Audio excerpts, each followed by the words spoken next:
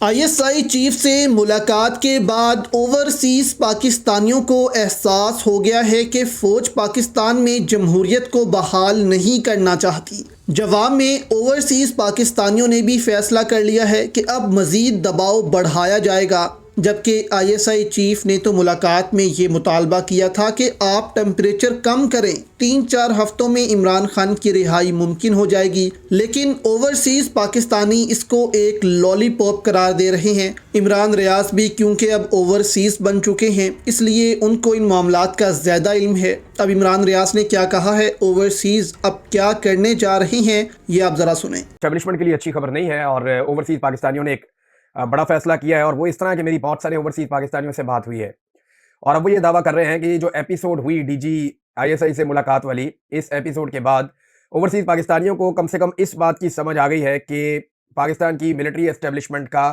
पाकिस्तान में डेमोक्रेसी लाने का कोई मूड नहीं है।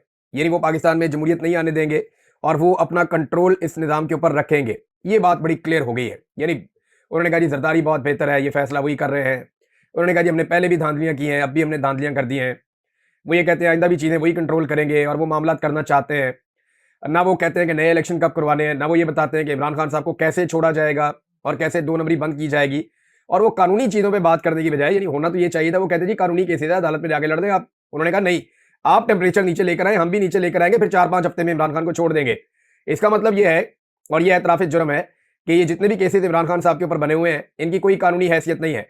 वैसे हमारे जितने अब इसके बाद इमरान रियाज ने कहा कि ओवरसीज़ को समझ आ गई है कि इनको बेवकूफ़ बनाया जा रहा है। एस्टेब्लिशमेंट जो है वो ये चाहती है कि ये बिल कांग्रेस में ना आए, इस पर बात ना हो, जबकि ये बिल जो है वो मुलतवी हो जाए, ओवरसीज़ पाकिस्तानी टेम्परेचर डाउन करें, जबकि ख़ुद एस्टेब्लिशमेंट पहला कदम उठाने को तैयार नहीं है, इमरान खान को रिहा करने को तैयार नहीं है। और इमरान खान ने भी हमेशा यही कहा है कि एस्टेब्लिशमेंट हमेशा धोखा देती है, इसलिए ओवरसीज़ भी समझ चुके हैं कि अब एस्टेब्लिशमेंट की बातों में नहीं आएंगे बल्कि और ज़्यादा प्रेशर डालेंगे। तो अब ओवरसीज़ जो हैं वो कह रहे हैं कि हम ये बिल लाजमी तौर पर कांग्रेस में पेश करवाएंगे, जबकि कहा जा रहा है कि ये बिल लाजमी तौर पर कांग्रेस से पास हो जाएगा, क्योंकि ये दोनों जमातों का मुश्तरका बिल है। दोनों जमातों के कांग्रेसमैन ने ये मिलकर बनाया है और दोनों जमातें जो हैं वो इसको सपोर्ट कर रही हैं। तो यहाँ पर इमरान रियाज का कहना है कि अब ओवरसीज़ पाकिस्तानी जो हैं वो एस्टेब्लिशमेंट की किसी भी लॉलीपॉप में नहीं आएंगे और ये बिल जो है वो लाजमी तौर पर पास होगा,